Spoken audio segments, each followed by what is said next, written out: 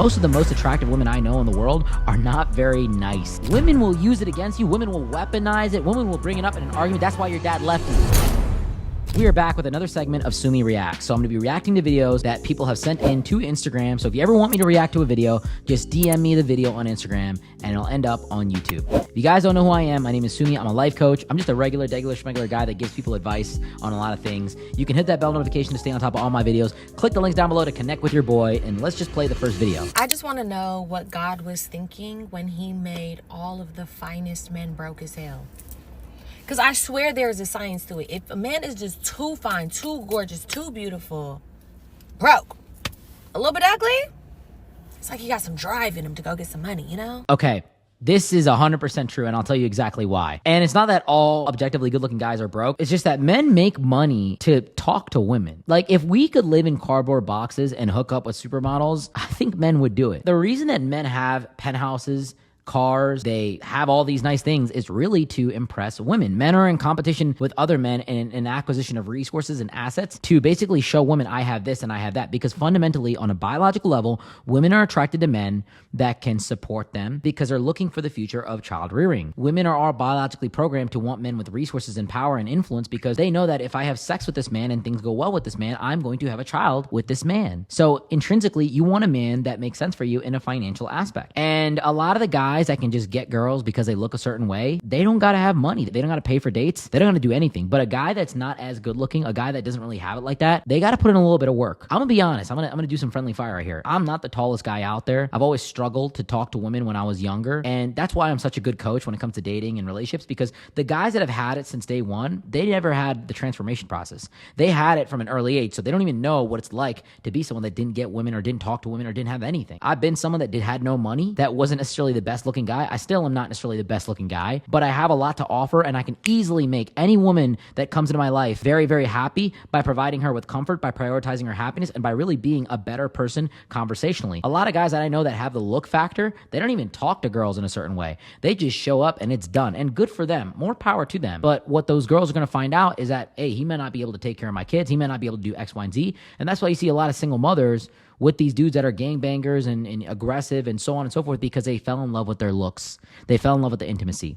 So yes, I actually agree with her, and I don't mean it in a bad way. This goes the same for women as well. Like, girls that have a certain look, they can just carve through life by just looking the way that they look. A lot of girls that don't necessarily have the beauty factor, they have a lot more to offer conversationally. They're a lot nicer. They're a lot kinder. And I'm just talking very generalistically. Most of the most attractive women I know in the world are not very nice. They're not very good people. And there are definitely ones that are, but most doors in their life have been opened up opportunistically because of the way that they look, because of how they present themselves. So they invest more effort into how they look rather than their personality, their education, their skills, their work ethic, so on and so forth. So that's a little tidbit there. Let's go to the next video and see what we got here. When I really like somebody, like Michael B. Jordan could come up to me and I would be like, no, thank you.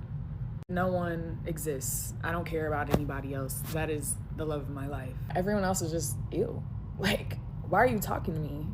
Like, my husband is here and I'm in love. Thank you. I don't care if you're offering me $1 million and a yacht. And maybe if you offered to pay off my student loans, I would consider it, but still probably not. I'd be so in love. Just obsessed. Like, what? So I will never understand cheating, because I'm like, how are you not? Like, if another man looks my way, I'm like, ew, what are you looking? Like, go somewhere else. Why are boys here? Why would a man be there other than mine? Ew. And if you're wondering, I have gotten my heart broken a lot. So, but I'll never change. I love it. I love that video. She seems like a very nice person, but there's a moment in that video where she's like, maybe if you paid off my student loans, which are probably like 200, 300K. I don't really know how large student loans can get till, but I don't think they're over $1 million, which is kind of contradictory. I'm not going to pick apart what she said here, but I think this is very normal. Like, you love somebody, you're obsessed with somebody, you're in the honeymoon stage, like, you're not going to look at other people. I think guys are also low-key like this as well. A lot of women will say, oh, guys are not like this. They always cheat. Not in the beginning, not in the honeymoon phase. But you got to understand that men and women are programmed very differently. Men are programmed to reproduce. We are literally sex on demand. That's what we're biologically made to do. And the way it worked in the past, like the really, really back in the day, accurate days, is that the top guys got all the girls. And in today's world, it's starting to be like that again. Like the top 5% of guys get all the girls. And most guys get absolutely nothing. And so men are motivated to get more and to do more because they want access to higher quality women. And so that's why they make the money that they make. They work as hard as they do, because if you tell a guy, yo, I'll give you $1 billion right now, but you can never have sex again, ever, they'll probably tell you no. But a lot of women are different. Women will probably say yes. A lot of women I know will say yes. Because women don't necessarily have the libido factor that men do. Women don't have the lust that men do. Yes, there's definitely exceptions to this. I know girls that have a very high sex drive. I know guys that have a very low sex drive. But generalistically, men are always going to want sex more. And so women are more so focused on the best guy. If you give a girl 10 guys, she'll probably pick the best one. Not, oh my God, let me sleep with all 10 of them at once. But a lot of guys, if it was a possibility to have 10 girlfriends that would all sleep with him, look, like put your guy up to a polygraph. A lot of them would be like, yeah, that would be amazing, but it just doesn't work that way. And so men will want to play with all of them and have all of them if they're all relatively attractive. So it's just a way that we're wired differently. Now, am I saying that monogamy shouldn't be a thing? No. Monogamy is the best child rearing institution. It's the best thing for raising children. But on a biological level, men are wired for sex. Women are wired for really creating the best partnership to create the best lifestyle for them. Let's jump into video number 3. And I'm very materialistic. I ain't gonna never tell a nigga that I'm not materialistic to make his broke ass feel better. I don't give a fuck. Don't come over here if you don't have the materials. If you cannot go and provide and buy the materials, don't come my way, because it's not gonna work with me. If you think I'm gonna be talking to you and you think that I'm gonna tell you I don't like gifts, I don't like nice stuff, you're out your fucking mind. I like it all and I want it all. And you can't make me feel bad about it. To each his own. I'm honestly, low-key, I approve this. There's a certain level of it. Like, you shouldn't just lead with, I want this and I want that, buy me this. But, like, people all want nice things. And I want it all. I want everything. I'm the same way she is. Maybe we're a match made in heaven. But for real, she's not wrong. Like, I get it. I think it's wrong when you come off aggressive like that. But she's making a little video. I don't think it's that bad. People might look at this and be like, oh, women are gold diggers. Every girl wants to be taken care of. People want to have nice things. If I was going to give you a free Rolls Royce right now, most of you would say yes. Maintenance, taking care of everything. Most of you say yes. Does that make you materialistic? Maybe to a degree, but at the same time, we all want nice things. Certain people just have a different demand for it. Certain people have a different motion for it. Like, very attractive girls can get nice things because they can just ask for it. And guys that work hard will get nice things and demand better behavior from people because they have more accomplished in life. So low-key, like, I feel her. I feel her. Like, I get it. I want nice things. I like nice things. And I do it for myself. I don't need anybody else to do it for me. I think it just becomes a little distasteful when you just openly say, I want nice things on the internet. It's like a red flag because you should want someone to like you for you. Next video here. Let's react to a couple more. Okay, I'm going to read it off. Any other phase is greater than the I hate men phase. It's literally the worst. You view all of them as inherently evil, and you have a very hopeless perspective on love. It goes away, but it's such a miserable phase. I agree. Shout out to this girl right here, Dominique Callum. Shout out to her. She's 100% right. I think women go through a phase of hating men. And sometimes it stays there, and it's the worst thing in the world. Men do this too. They're like, all women are whores, all women are gold diggers. Like, no, they're not.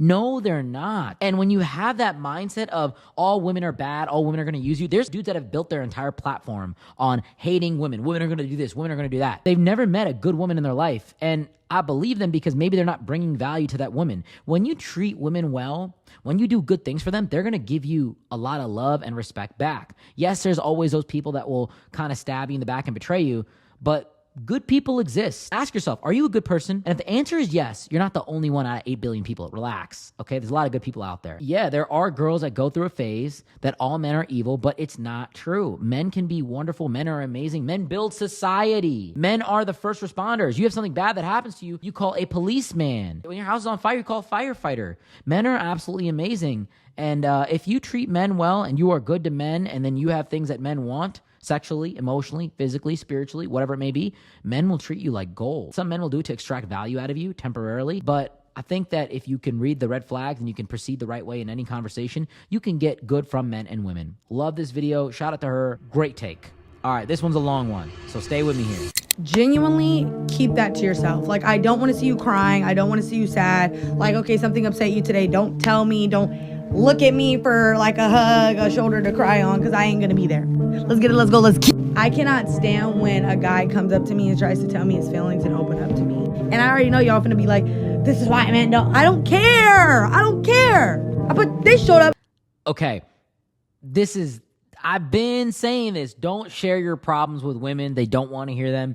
They probably can't solve them. Women will always ask men to open up and be vulnerable, but it's the biggest trap out there in the world. I've seen so many videos of women saying, I think I've reacted to some where they're like, I get the ick when men start crying. I get the ick when men are complaining. I'm gonna keep playing it, but this is probably what this whole video is about. But this showed up and I dropped him. Because I never cared about a man crying. Like you guys will literally open up to you and be like, so this is what happened in my past. Baby, I actually don't care. Like whenever. Never tell a woman about your past failures and your past traumas. Like I honestly just don't recommend it. Yes, there are girls that will understand it, and I sound like very toxic right now, but it's just better not to. Keep it with your boys. Tell your boys, tell your guy squad, like, yo, this happened to me, and let them solve the problem. Like, you got to be more vulnerable with the dudes that you have around you. And if you got friends that have problems and stuff like that, have them speak up. Talk to them more. But I promise you, women will use it against you. Women will weaponize it. Women will bring it up in an argument. That's why your dad left you. That's why your dad left your mama.